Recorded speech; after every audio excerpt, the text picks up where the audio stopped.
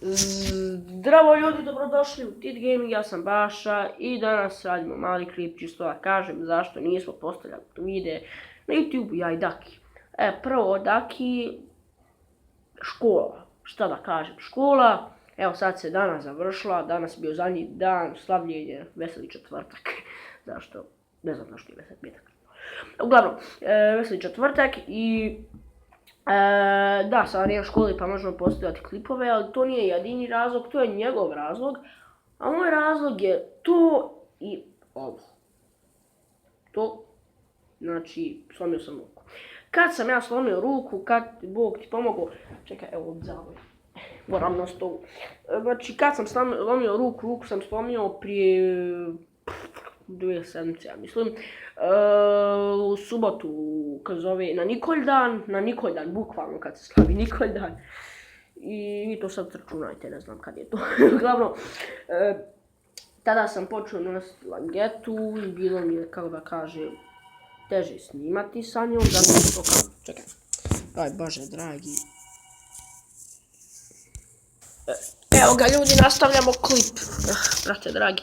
Znači, razlog je da to, ja sam dobio tada langetu i da, bilo je veoma teško snimati, pokušao sam, ali nisam mogao snimati, znači, nisam mogao čvakat prstima, niti ništa raditi, jer me je strašno bolila ruka i nisam mogao raditi ništa prstima i to je bio veliki problem nakon sedmicu otprilike,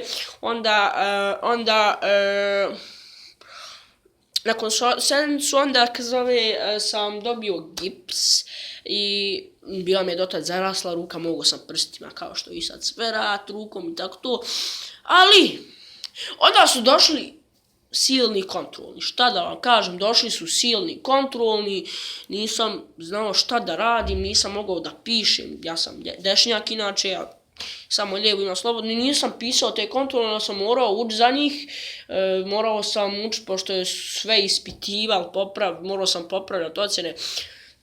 Znači, veoma je bila kritična situacija za YouTube, znači, zato nisam mogao nikako postavljati klip i sada kada sam se oporavio i kada je završila škola, mnogo će biti lakše postavljati klipove i mnogo češće ću postaviti klipove. Za Daki, ja ne znam, on jednostavno, kako da kažem, nema vremena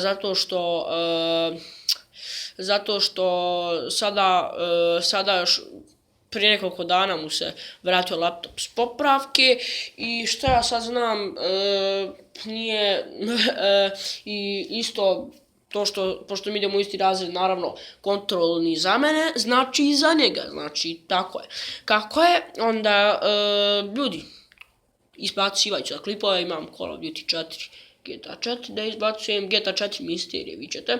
Uglavnom ljudi, ako vam sviđa video, ostavite like, share i subscribe, očito, like, share i subscribe, mi se vidimo u sljedećem. Peace, čao, pozdrav. Čekaj, 2 ili 3. Ajde, 3 srpski. Peace.